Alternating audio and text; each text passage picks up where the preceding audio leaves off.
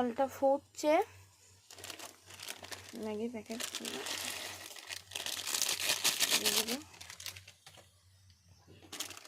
2 packet,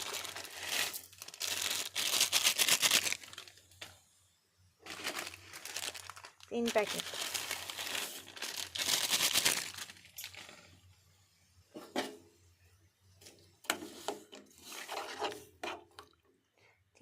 Maggi দিয়ে দিলাম। এতে সবজিও কেউ কেউ মেশাতে পারেন, অসুবিধা নাই।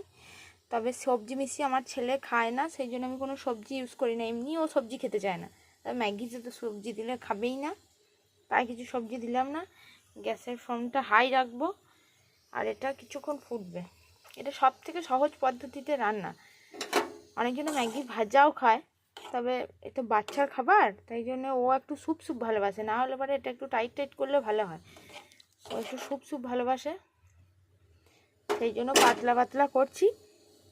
যাদের ম্যাগি ভাজা বা টাইট খেতে ভালো লাগে তারা একটু শক্ত খেতে পারেন, এতটা জল না দিলেও হবে সেখানে। আর এটা খুব কম সময়ের মধ্যে তাড়াতাড়ি রান্নার পেট ভরা খাবার। তবে 12 মাসের জন্য নয়, মাঝে মধ্যে খেলে, নাহলে বেশ প্রতিদিন খেলে শরীরের পক্ষে খারাপ। তাই জন্য এটা চলছে। আপাতত এটা ফুটুক।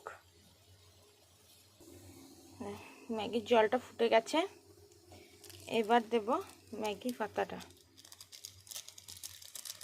এই সময় কি করব, ফ্লেমটা কমিয়ে দেব, তাহলে এই যে ফুটে যাচ্ছে এটা ঠান্ডা হয়ে যাবে, এতটা ফুটবে না, হাতে গরম ছাঁকাটা লাগবে না।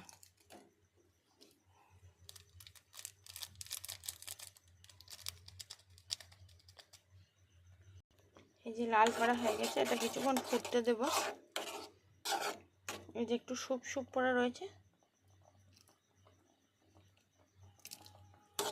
স্যুপ পড়াটা থাকবে, ও স্যুপটাই খায়, সেই জন্য একটু নরম। গ্যাসের ফ্লেমটা বাড়িয়ে দেবো।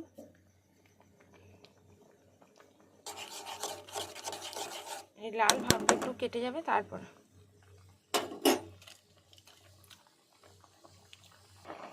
এই যে হয়ে এসেছে। এই যে জলটা এই যে গায়ে লেগে যাচ্ছে ধরা হালকা হালকা, এটা তখনই হয়ে গেছে। এই যে একটু মোটা হয়ে গেছে পাতলা জলটা, এবার হয়ে গেছে ম্যাগিটা।